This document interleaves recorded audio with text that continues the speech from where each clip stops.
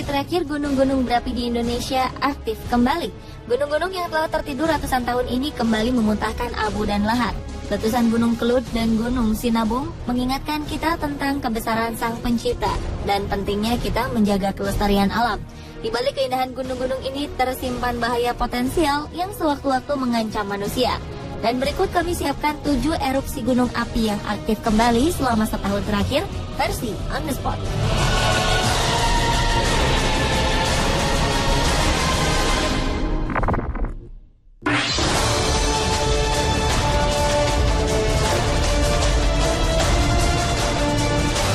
Sekitar pukul 23 waktu Indonesia Barat 13 Februari 2014 lalu, Gunung Kelud memuntahkan isi perutnya dan membuat sebagian wilayah Jawa Timur dan Jawa Tengah tertutup abu vulkanik.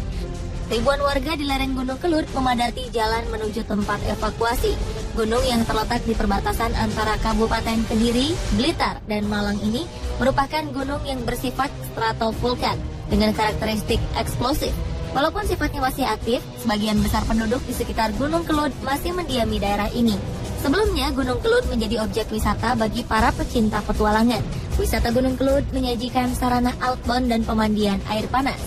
Hingga pada beberapa hari ini, erupsi Gunung Kelud memberikan dampak bagi para warga di sekitar. Beberapa daerah hingga di kawasan Kota Pare mulai dilanda hujan kerikil. Abu vulkanik dari hasil erupsi ini bahkan sudah mencapai daerah Jawa Barat seperti Kabupaten Ciamis dan Bandung. Erupsi juga berdampak pada aktivitas penerbangan di Pulau Jawa. 7 bandara Pulau Jawa terpaksa ditutup agar tidak membahayakan penumpang. Bandara yang ditutup adalah Bandara Juanda, Surabaya, Adi Sumarno, Solo, Ahmad Yani, Semarang, Adi Sucipto, Yogyakarta, Tunggul Wulung, Cilacap, Abdurrahman Saleh, Malang, dan Hussein Sastra Negara, Bandung.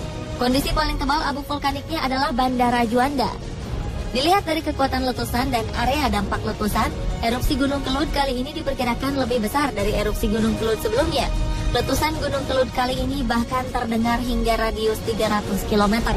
Tidak hanya ribuan warga yang kesusahan, ikan-ikan peliharaan juga dilaporkan sulit bernapas akibat abu vulkanik yang memenuhi kolam ikan.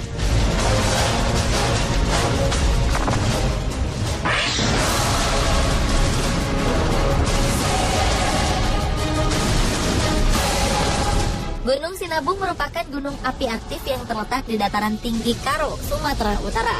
Walaupun aktif, Gunung Sinabung tercatat tidak pernah mengeluarkan aktivitas volcanonya sejak tahun 1600. Gunung ini kemudian bangun dari tidurnya dan mulai menunjukkan tanda-tanda aktivitas vulkaniknya pada Agustus 2010. Ketika itu 12.000 warga dievakuasi dari Gunung Sinabung. Sebulan kemudian terjadi 2 kali letusan. Letusan terakhir pada 7 September 2010. Tercatat, letusan saat itu merupakan yang terbesar sejak gunung api ini aktif kembali. Debu vulkanis menyembur hingga radius 5 km. September 2013, masyarakat sekitar Gunung Sinabung kembali diperingatkan untuk mengungsi karena gunung ini kembali meletus sebanyak 4 kali. Tidak ada korban jiwa pada saat itu. Namun, status Sinabung masih ditetapkan pada level tertinggi, yaitu level awas. Masyarakat tetap bertahan di pos pengungsian masing-masing sambil sesekali memantau rumah yang mereka tinggalkan.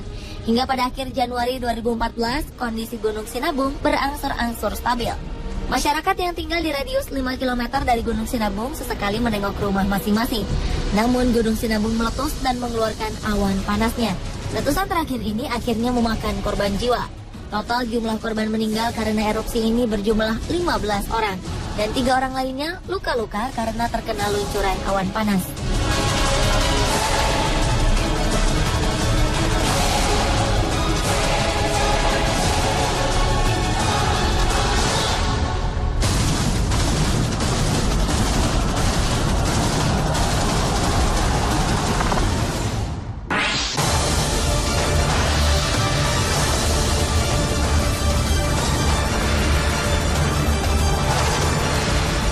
Beberapa bulan belakangan ini sebuah gunung api di Jepang bernama Gunung Sakurajima meletus. Pada 18 Agustus 2013, letusan gunung yang terletak di kawasan selatan Jepang ini dilaporkan sangat spektakuler dengan muntahan abu setinggi 5.000 meter. Meski tidak ada korban jiwa, abu letusannya mengakibatkan keterlambatan layanan kereta api dan menutup jarak pandang di kota Kagoshima. Para pengendara terpaksa menggunakan masker dan menyalakan lampu untuk mencegah terjadinya kecelakaan. Gunung Sakurajima merupakan gunung api yang sangat aktif. Sepanjang 2013, gunung ini telah meletus sebanyak 500 kali. Letusan pertama terjadi pada 12 Januari 1914. Setelah itu, Sakurajima berulang kali meletus dan mengeluarkan lava dalam jumlah besar. Sampai pada 13 Januari 1914, terjadi gempa besar di sekitar Gunung Sakurajima yang menyebabkan gunung ini menjadi efusif, mengeluarkan lava tetapi tidak disertai dengan ledakan. Pulau Sakurajima yang menjadi tempat Gunung Sakurajima berdiri pun menjadi semakin luas dan terhubung dengan pulau-pulau kecil di sekelilingnya. Gunung Sakurajima kembali bersifat eksplosif pada tahun 1955 hingga sekarang. Meskipun begitu, Sakurajima tetap menjadi wilayah dengan kepadatan penduduk yang tinggi. Pada 1991, PBB akhirnya menetapkan gunung ini menjadi gunung api dekade ini. Penetapan ini diberikan agar penelitian terhadap aktivitas Gunung Sakurajima semakin intens dilakukan. Selain itu, masyarakat pun sering diberi pelatihan evakuasi jika terjadi ledakan hebat. Dengan penetapan status gunung api dekade ini, pemerintah Jepang juga wajib membangun lokasi pengungsian bagi penduduk sekitar gunung api.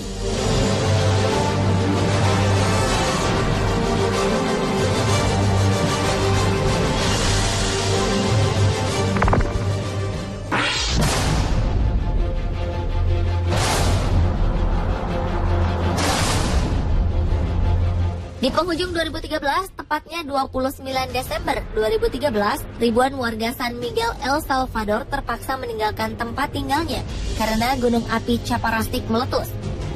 Erupsi gunung di ketinggian 2129 meter dari permukaan laut ini memuntahkan gas dan abu vulkanik hingga radius 140 km.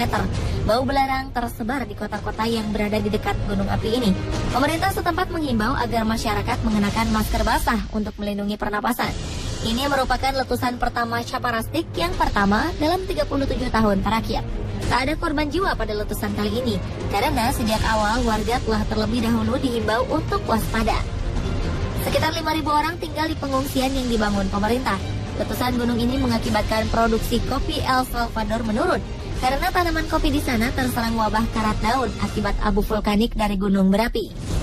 El Salvador sendiri memiliki 23 gunung berapi yang masih aktif. Gunung Chaparrastik merupakan salah satu gunung tertinggi dan terbesar. Letusan besar terakhir sebelum tahun 2013 terjadi pada 1976. Pada 2010, Chaparrastik sempat mengeluarkan lava pijar dan memicu gempa besar, namun tidak ada ledakan ketika itu.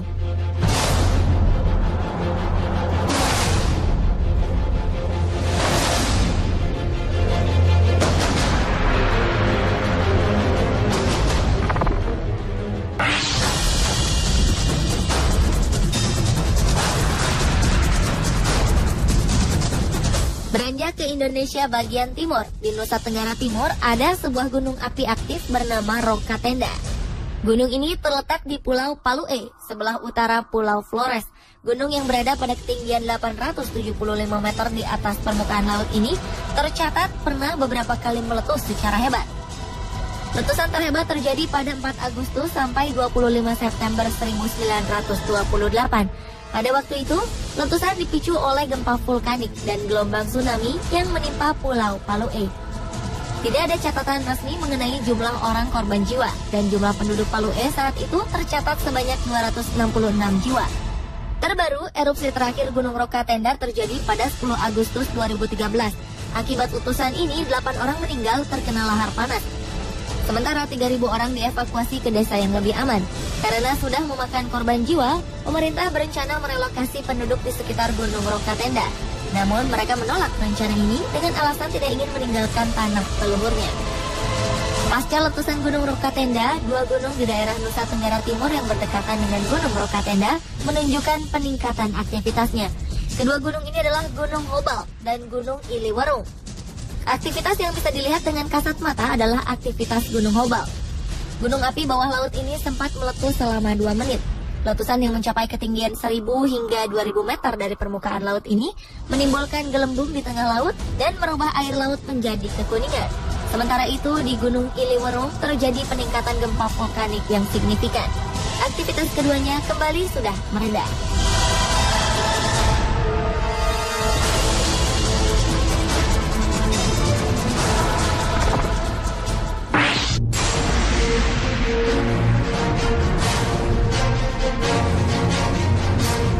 benua Eropa, Gunung Etna, gunung berapi yang paling aktif di sana, erupsi pada November 2013. Gunung ini mengakibatkan hujan abu vulkanis dan menerpa desa-desa di sepanjang lereng Gunung Etna. Letusan gunung setinggi 3.329 meter ini tidak memakan korban jiwa dan tidak mengharuskan warga di sekitar gunung meninggalkan rumah mereka. Namun pemerintah setempat menutup jalan raya dan membatalkan sebagian penerbangan yang jalurnya mendekati Gunung Etna. Etna merupakan salah satu gunung aktif di dunia dan hampir selalu dalam keadaan erupsi. Namun demikian, erupsinya dianggap tidak membahayakan penduduk sekitar karena aktivitasnya tergolong kecil. Karena sering meletus, lahan di sekitar Gunung Etna menjadi sangat subur dan cocok untuk digunakan lahan pertanian. Hal ini memungkinkan penduduk mengusahakan kebun anggur yang luas untuk mengisi lereng Gunung Etna. Pada Juni 2013, UNESCO menetapkan Gunung Etna menjadi salah satu warisan dunia.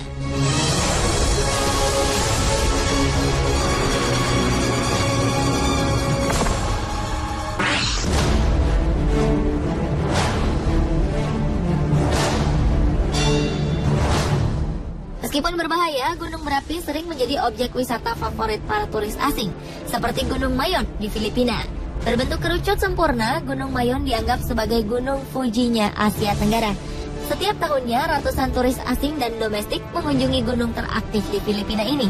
Para turis asing biasa membayar sebesar $100 Amerika atau sekitar 1,2 juta rupiah untuk satu kali petualangan mendaki gunung setinggi 2.460 meter ini.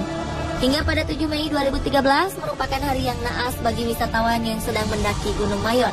Sebanyak 20 warga asing beserta pemandu mereka akhirnya terjebak di Gunung Mayon karena gunung ini tiba-tiba meletus tanpa peringatan terlebih dahulu. Petugas penyelamat pun akhirnya disebar ke sejumlah lokasi untuk mencari korban. 5 orang meninggal akibat erupsi ini, 4 diantaranya adalah warga Jerman. 7 turis menderita luka-luka termasuk 4 orang warga Thailand. Sepanjang 400 tahun terakhir, tercatat Gunung Mayon meletus sebanyak 50 kali. Ledakan terhebat yang disebabkan oleh aktivitas vulkanik gunung ini terjadi pada 1 Februari 1814. Saat itu, lebih dari 1.200 orang tewas terkena lava dari Gunung Mayon.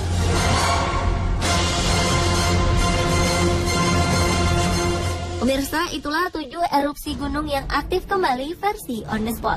Semoga dengan berbagai tanda dan peringatan dari alam ini dapat meningkatkan kewaspadaan dan kepedulian kita terhadap lingkungan di sekitar kita.